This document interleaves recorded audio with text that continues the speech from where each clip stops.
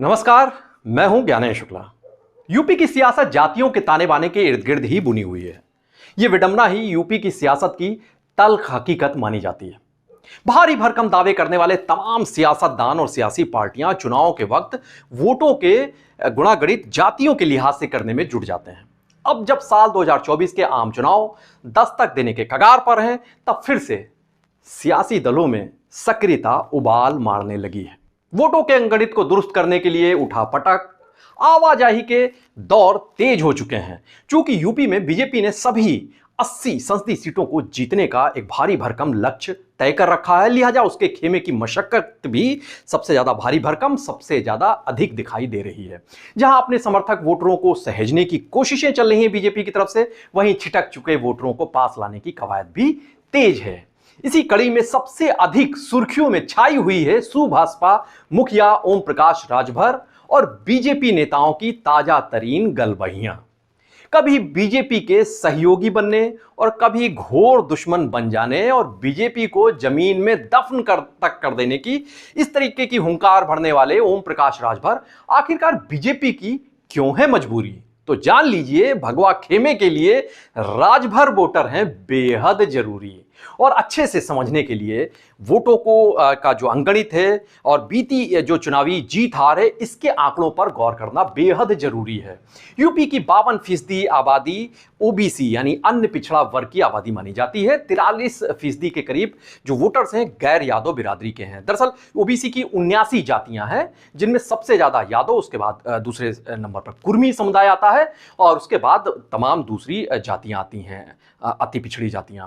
चूंकि यादव वोटरों को समाजवादी पार्टी का परंपरागत वोटर माना जाता है, उसके तौर पर आंका जाता है इन वोटरों को, लिहाजा सर्वाधिक संघर्ष इसके अलावा जो वोटर्स हैं, जो जातीय जो बिरादरियां दिखाई देती हैं, उन वोटरों को लेकर होती है। हाल फिलहाल बीजेपी की इन ओबीसी वोटरों पर सबसे अधिक मजबूत पकड़ मानी जाती है और इस अवधारणा को जो बीते चुनावी नतीजे हैं वो भी तस्दीक करते हैं। चुनावी विश्लेषक भी मानते हैं कि साल 2014 के बाद मोदी युग जब से आया बीजेपी में, उसके बाद बीजेपी की जो जीत का सिलसिला है, चाहे वो 2017 के विधानसभा चुनाव के प्रचंड जीत के नतीजे हों, 2019 के आम चुनाव हो, 2022 के विधानसभा चुनाव हो और हालिया निकाय चुनाव हो, इन सब में जो बीजेपी को बड़ी जीत मिली है, इसमें अहम किरदार निभाया है इन्हीं ओबीसी वोटरों ने।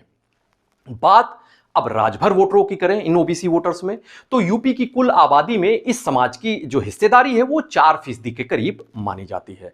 पीएम का संसदीय क्षेत्र वाराणसी है, उससे जुड़ा हुआ चंदौली, गाजीपुर, जौनपुर, मऊ, बलिया, आजमगढ़, देवरिया, ये तमाम जिले हैं जहां पर 20% तक राजभर वोटर्स रहते हैं, ऐसा माना जाता है। गोरखपुर, कुशीनगर, महाराजगंज, सिद्धार्थनगर, बस्ती, संत कबीर नगर, अयोध्या, अंबेडकर नगर, बहराइच, श्रावस्ती, इन जिलों में भी 10% राजभर बिरादरी निवास करती है।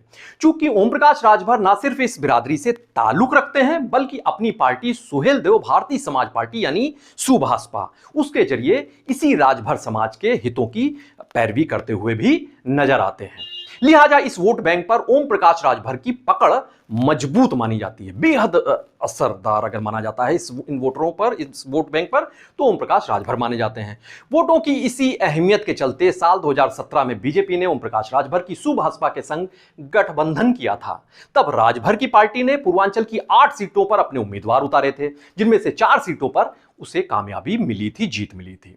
इसकी वजह से पूर्वी इलाके की माना जाता है कि कई सीटें 2017 के चुनाव में कई सीटें बीजेपी के खाते में दर्ज हुई। जो प्रचंड जीत मिली थी उसमें इन वोटर्स ने अहम किरदार निभाया था। लेकिन बाद में हुए घटनाक्रमों में ओम प्रकाश राजभर और यूपी के सीएम योगी आदित्यनाथ के दरमियान 36 का आंकड़ा हुआ।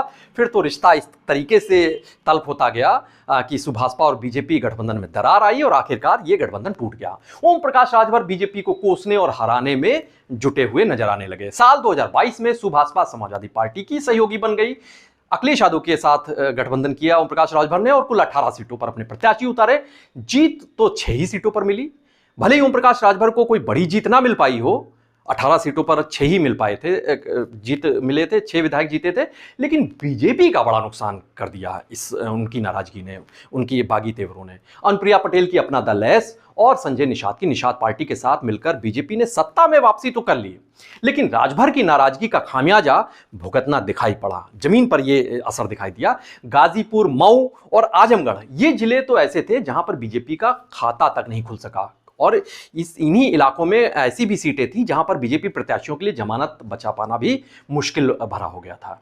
गौरतलब है कि जब राजभर जो वोटर्स हैं उन पर सुभाषपा की पकड़, ओम प्रकाश राजभर की जो प्रभाव है उसका अंदाजा बीजेपी थिंक टैंक को नहीं था, ऐसा नहीं था। ओम प्रकाश राजभर से जब गठबंधन टूटा था तो बीजेपी ने अपने खेमे के कई राजभर नेताओं को सक्रिय किया था, उनके कद में इजाफा किया था।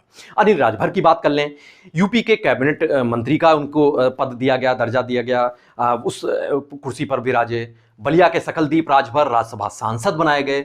मऊ की घोसी संसदीय सीट पर बीजेपी के प्रत्याशी 2014-2019 में रहे थे हरिनारायण राजभर, उन्हें भी सक्रिय किया गया। लेकिन ये सभी नेता राजभर समाज पर बहुत अधिक प्रभाव कायम नहीं कर सके। अनिल राजभर कुछ हद तक कामयाब जरूर हुए, लेकिन जो असर चाहिए था बीजेपी थिंक टैंक को, रणनीतिकारों को, वो नहीं हो पाया। अब चूंकि बीजेपी के लिए यूपी की सभी 80 सीटें जीतना जरूरी है, वही लक्ष्य है उनका, एक एक वोट उनके लिए अहमियत भरे हो गए हैं।